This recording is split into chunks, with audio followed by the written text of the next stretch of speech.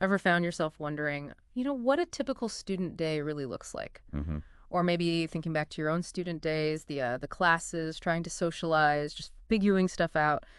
Feels pretty vivid sometimes, right? Hmm.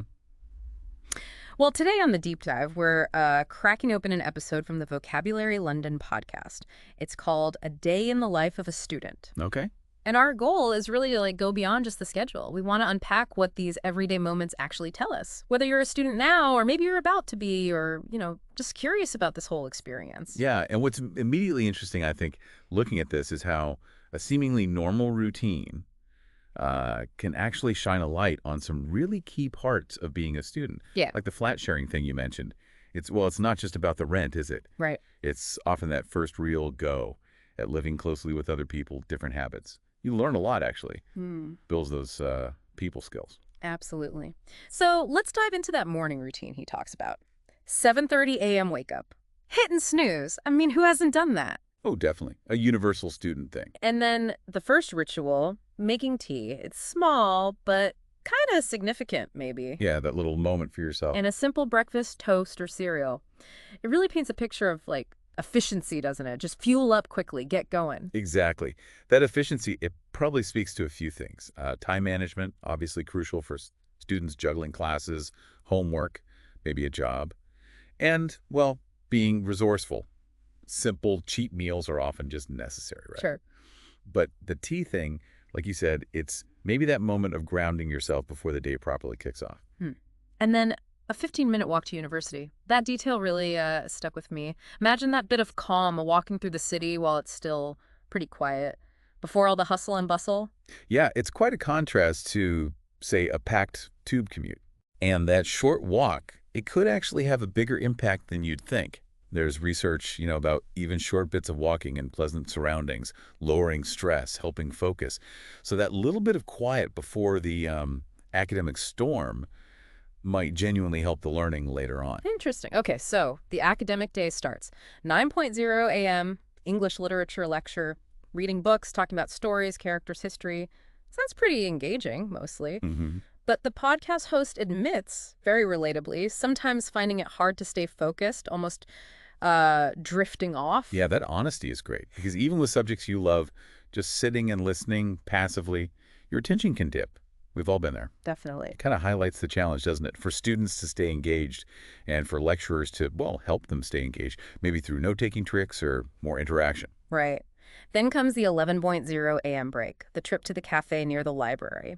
And the scene described is just classic student life, isn't it? People chatting, laughing, maybe some are actually studying. Or pretending to study. Yeah. And everyone's scrolling on their phones, obviously. Those breaks are so important, though, Yeah. socially and just for a mental reset. It's not just about the coffee. It's a chance for that informal learning, isn't it? Chatting about the lecture, figuring things out together. We're just venting.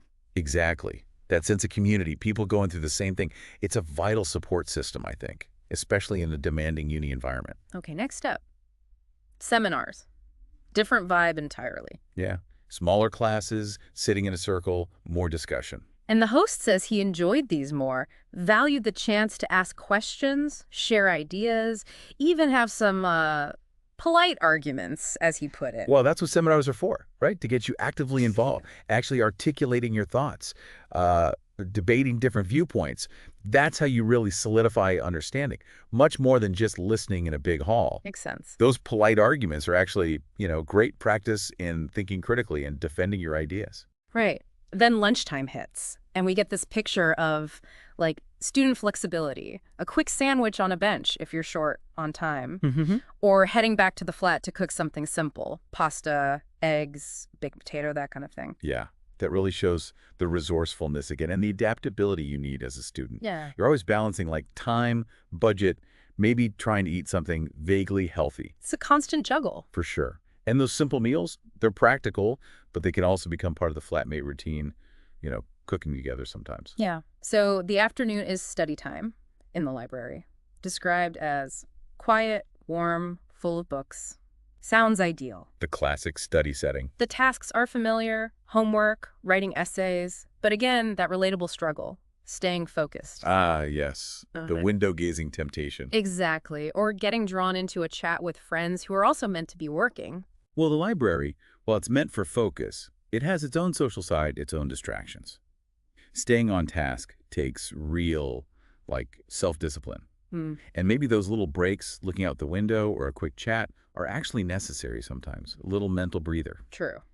Okay, so the day starts winding down. There's the walk home, described as feeling tired but happy, especially if you've actually managed to tick some things off your list. Ah, that feeling of accomplishment. Even small wins. Yeah, it feels good, doesn't it? It really does.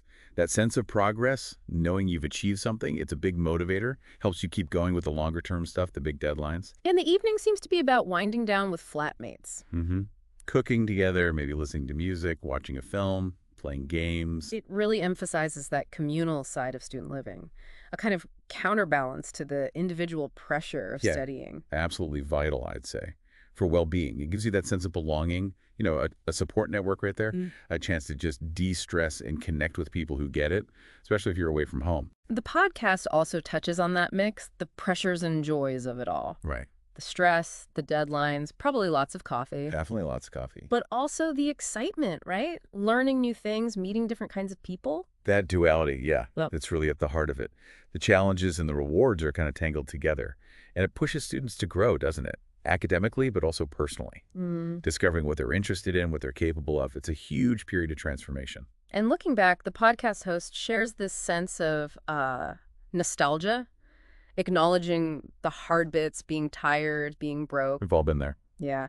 But also remembering this feeling of hope for the future, even when things felt uncertain. That retrospective view is really interesting. It suggests that over time, maybe the difficulties kind of fade a bit. Mm-hmm. And you remember the good stuff more. The learning, the growth, the feeling that something good was coming. That optimism, even if it was subconscious, is pretty powerful. Yeah, totally. And that makes me wonder, for you listening, are you a student right now? Or maybe you were one in the past. What did your daily routine look like? Were you an early bird getting stuff done or more of a night owl hitting the library late? It's interesting to think about, isn't it? Reflecting on your own experiences through the lens of this particular day. What parts of this description really resonated? Or what bits felt completely different from how you remember it? So, as we've taken this deep dive into one student's day, thanks to the Vocabulary London podcast, what seems really clear is this universal mix. The structure, but also the spontaneity, the challenges you face, but also the opportunities you grab. It seems to define this time for so many people. Yeah, exactly. And whether you're right in the middle of it now or looking back years later, the echoes of those daily routines, the early alarms, maybe the late night study sessions, the shared meals, the chats, they probably resonate with your own journey, your own story of learning and figuring things out. It really makes you think, doesn't it, about those sort of fundamental rhythms and milestones that shape our lives, whatever the specifics of our day-to-day actually are.